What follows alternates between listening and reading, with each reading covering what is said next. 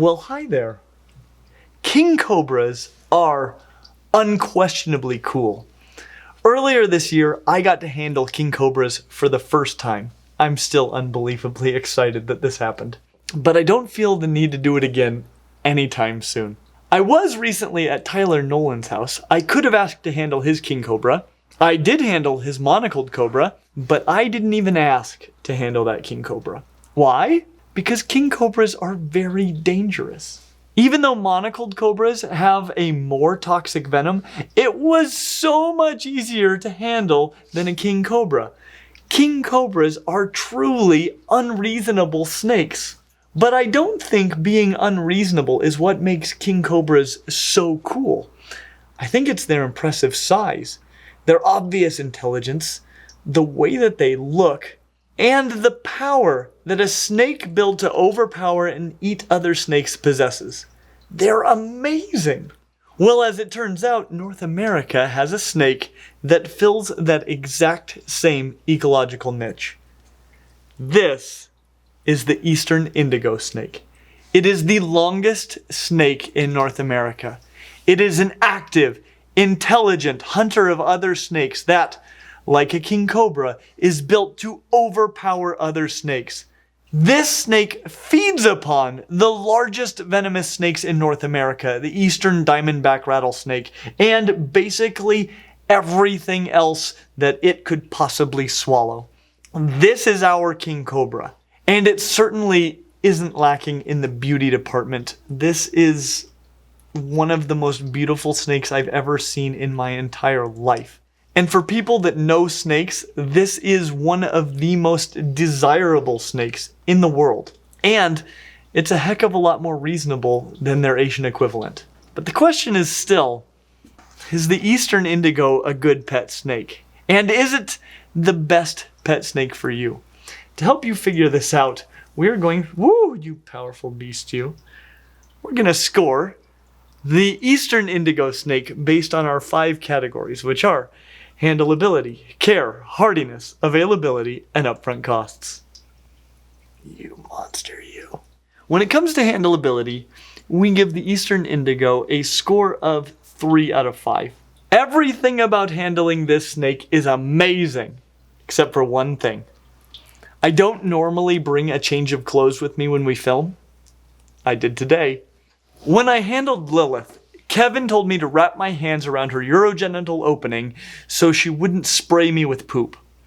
At the time, that was the least of my concerns. Today, it is the most of my concerns. Like their unreasonable Asian counterparts, the eastern indigo snake can literally drench you with feces. This eastern indigo, which belongs to my good friend Richard Bilbo, was the first indigo that I ever held. And this was a few years ago at the Wasatch Reptile Expo. Right when I gave him back to Richard, I saw one of the hoses from Willy Wonka's chocolate waterfall burst. Help. Police. Murder. These snakes love to eat. They have fast metabolisms, so they need to eat frequently for a snake. And you never know exactly when your room is going to turn into the fudge room. The suspense is terrible. I hope it lasts. Not only is their poop muchy, but it is aromatic. So when it happens, like even if you haven't looked at the crime scene yet, you'll know it's there. This isn't worse than what you might get with a king cobra, but you're probably less likely to have your king cobra casually draped over your neck when the waterworks begin. Oompa loompa poopity poo, indigo snakes can spray it on you. Oompa loompa fecal spray flood, went in a rat but came out as mud. Other than that, they are basically as easy to handle as any other colubrid snake, except for the fact that they're very large. They've also got a very powerful feeding response. The bite is really bad for a non-venomous colubrid because it's a giant colubrid with strong jaws for a snake. But it is a non-venomous snake, and snakes generally have weak jaws. Not this one, but I mean, it could be a lot worse. Handling them, though, is an activity. Let's put it that way. When it comes to care, we give the Eastern Indigo a score of 3 out of 5. It's mostly fairly easy. They generally don't need heat, which is major. Like, they do pretty well at room temperature. High temps actually can be a big problem for them. It's actually part of the reason that they are endangered in the wild is because they don't do very well at high temperatures, and so they go to ground. And when people would destroy like tortoise burrows, we lost a lot of these snakes as well. The big issue with them is that they eat and poop very frequently, like weekly for adults and more often for juveniles. That's also wonderful. They eat a wide variety of whole prey. Basically, they will eat any animal that they can swallow or that can be cut up by you and then swallowed. It is worth mentioning, though, that their jaws are considerably less kinetic than are the jaws of most snakes. We actually did a video a while back on how snakes eat their food. These guys are not particularly great at that, though they can throw down food in a hurry. In the wild, these guys are eating snakes and other relatively small prey. And the thing about snakes is snakes could be very long, but they're very easy to swallow when you're a snake. There's nothing better than a snake to eat when you're a snake. The shape is just right. Because most snakes have very flexible jaws, they generally have very weak jaw pressure. This snake, it's not a constrictor, it's not venomous, it simply overpowers other animals, especially snakes, and it does a lot of that with strong jaws. And so those jaws, not all that flexible. And you need to keep an eye out for that feeding response, because though this snake is absolutely delightful when it doesn't think it's being fed, I mean, it's a cruise missile when it thinks it is being fed. These guys, I mean, they're enormous colubrid snakes, and so they need a pretty big enclosure. I'm not talking like tegu big, but really big for a colubrid snake. And that enclosure needs to be escape-proof, just like we were talking about with a king cobra. This is like containing a king cobra. I mean, it's a snake that's not as big as a king cobra, but it's a dang big hose, essentially, that's smart. And, you know, anything it can fit that head through, it can fit through. And they're strong, and so it can force its way through gaps. This is a powerful snake, a little bit difficult to contain. Of course, if it does escape, the consequences are nowhere near as extreme as they would be if your king cobra gets away. Oh, by the way, use a substrate that is absorbent and inexpensive, because they're going to make a mess of it all the time. Like with human children, poop everywhere. They don't need a giant water bowl, but they do need access to water. Honestly, if it weren't for the poop, we're talking like a 4 or a 5. But the poop is one of the biggest reasons that I don't have one. I mean, not only do they poop often, but it's always mud, and they spray it everywhere. So it's a fun little project every week. As you might notice, I have dreams.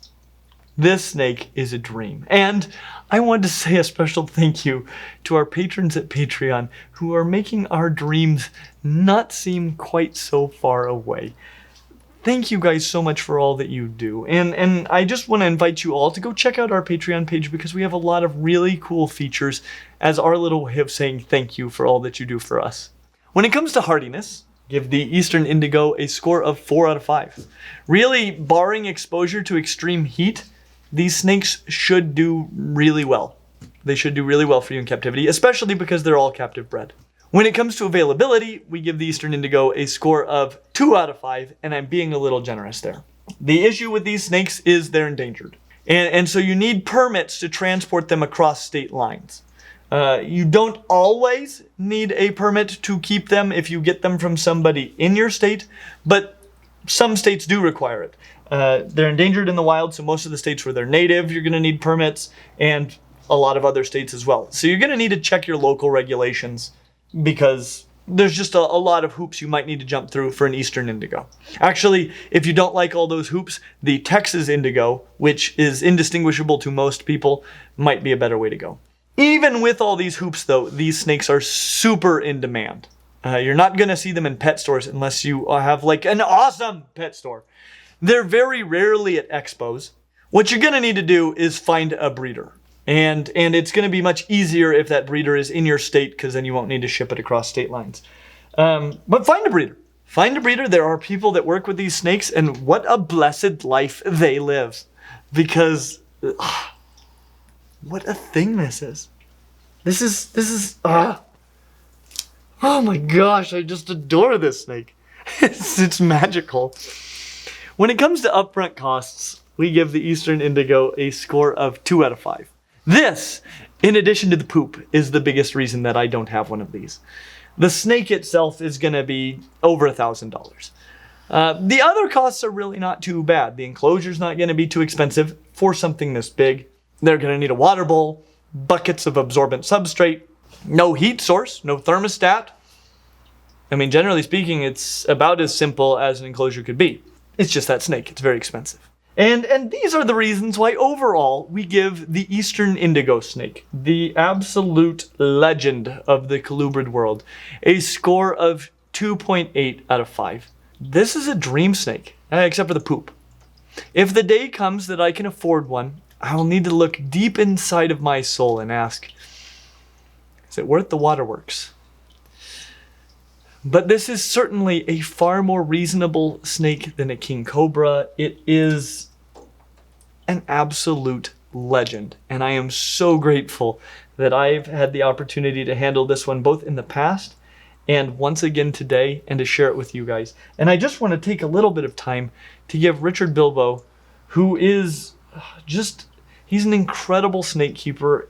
All of his snakes are out of this world, and he is the blessed soul that owns this snake. So I want to give him just a moment to share with you what it is like having an Eastern Indigo snake.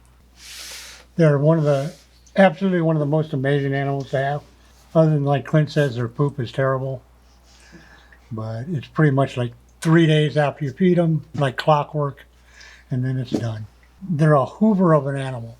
They will eat anything you throw in front of them.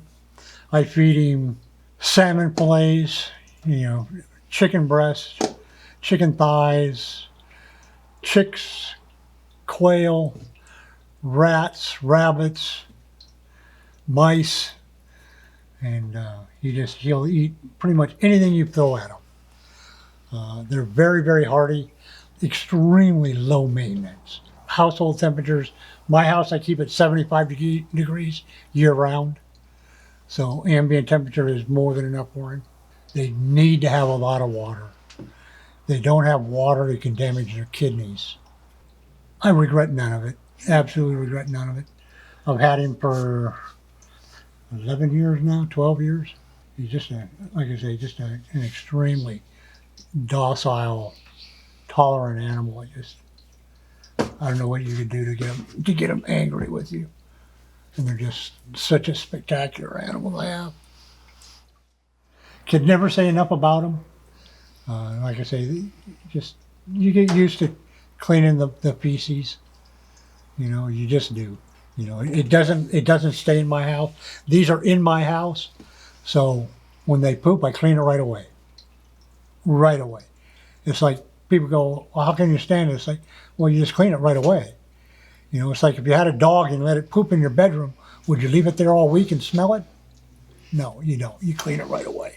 And I'm the same way with all my snakes. They get cleaned right away. His name is Apep. Apep was the Egyptian god that chased Ra through the night. They're primarily daytime animals, but they do move around and hunt at night also. But they're very opportunistic.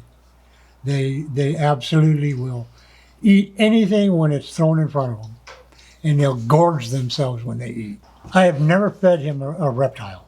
He's grown up on rats and rabbits and chicks and quail, and of course salmon and chicken. And I use chicken breast simply because it goes on sale for $1.50 a pound. It's cheap. Oh yeah, he'd eat a hot dog if you gave it to him. I mean, Robert Bruce, the man that bred this animal, feeds his chicken necks. They're long and cylindrical, so they go down real easy, and he'll feed them that. They don't take up a lot of space. His cage is 4 foot by 2 foot by a foot high, so it's about a little bit about this much. But my animals get an extreme amount of free time. They are not cage bound. I mean, they are out all the time. All summer long, I'm taking my animals to the park, and I just let them go. he'll go out in the park and he'll cruise around for 2 hours, just going wherever he wants. And it goes with all my snakes, even my big ones all the way down to the littlest ones. So they get that enrichment. So that's part of why they are where they are, I think. They're not captives. You know, they're my pets. They're not prisoners. They're just a great animal. Richard, that was amazing. Thank you. As always, like and subscribe. We hope to see you real soon. Yep, you've got the corner of the table. You're such a dude. Come here. There you go, buddy. These scales, they're so strong. What a thing. I don't normally bring a change of clothes with me when we film. I did today.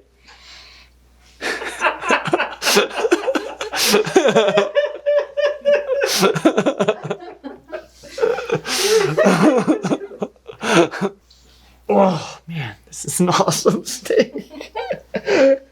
It's just okay. I mean, you know, if you took a Mexican black king snake and made it 20 times larger, there you go. There you go. This is it. Oh my gosh, I adore these. Do they move their tail at all when they poop, or is it literally just the propulsion of it? Oh, yeah, they'll lift it up and then get it out of the way. So it's not like a hippo or anything where they kind of... Yeah, they go. Because that's what I'm imagining. I saw one of the hoses from Willy Wonka's chocolate waterfall burst. Help. Police. Murder. And you never know exactly when your room is going to turn into the fudge room. The suspense is terrible. I hope it lasts. Oompa loompa poopity poo. Indigo snakes can spray it on you. Oompa loompa fecal spray flood. Went in a rat but came out as mud. What do you do when the poop starts to flow? Hope beyond hope that you're not down below. What do you do if you can't get away? I guess you just embrace the spray. I don't like the look of it. Holy cow. That was something.